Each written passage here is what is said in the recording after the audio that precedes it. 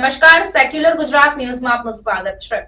સતત છઠ્ઠા દિવસે શહેરના આજવા રોડ પર સરદાર એસ્ટેટથી મહાવીર હોલ 4 રસ્તા તરફના ગેરકાયદેસર દબાણો દૂર કરવા વડોદરા પાલિકાની દબાણ શાખા પહોંચી। વડોદરા શહેરમાં થોડાક દિવસો અગાઉ નાગરવાડા વિસ્તારમાં ભાજપના પૂર્વ કોર્પોરેટરના પુત્રની હત્યા બાદ વડોદરા કોર્પોરેશન દ્વારા રસ્તામાં આવતા અને ટ્રાફિકને અડચણરૂપ દબાણો દૂર કરવાની કામગીરી હાથ ધરવામાં આવી છે।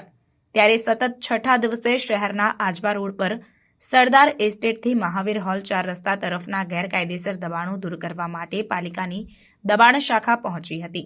આ કામગીરી પોલીસના ચુસ્ત બંદોબસ્ત વચ્ચે કરવામાં આવી હતી। જણાવી દઉં કે છેલ્લા 6 દિવસથી ચાલતી આ કાર્યવાહી વડોદરા મહાનગરપાલિકાની દબાણ શાખાની ટીમ દ્વારા કરવામાં આવી રહી છે। હંગામી દબાણો દૂર કરવાનો મામલો ભાજપના પૂર્વ કોર્પોરેટરના પુત્રની હત્યા બાદ સિલસિલો યથાવત રહ્યો। ત્યારે દબાણ શાખાને હંમેશા બંદોબસ્ત આપતા પોલીસ વિભાગ દ્વારા સમયસર બંદોબસ્ત મળે છે, પરંતુ આ ડ્રાઈવમાં 2 થી 3 વાર દબાણ શાખાની ટીમે પોલીસ સ્ટેશન આગળ જઈ 1 થી 2 કલાક સુધી રાહ જોવાનો પણ વારો આવ્યો છે।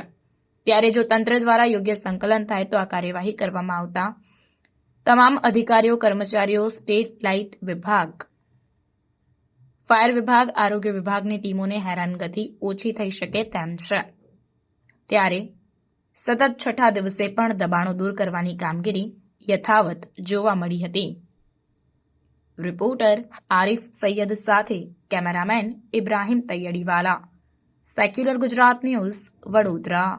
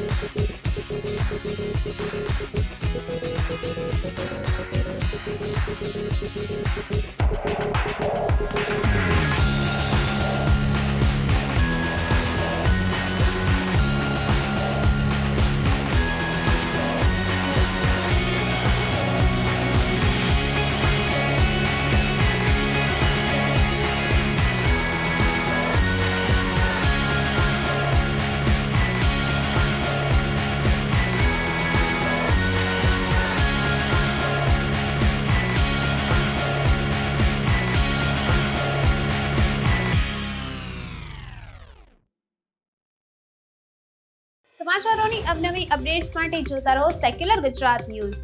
સાથે સેક્યુલર ગુજરાત ન્યૂઝ ચેનલને લાઇક, શેર અને સબસ્ક્રાઇબ કરો અને બેલ આઇકોન દબાવીને સમાચારોની ઝડપી માહિતી મેળવો।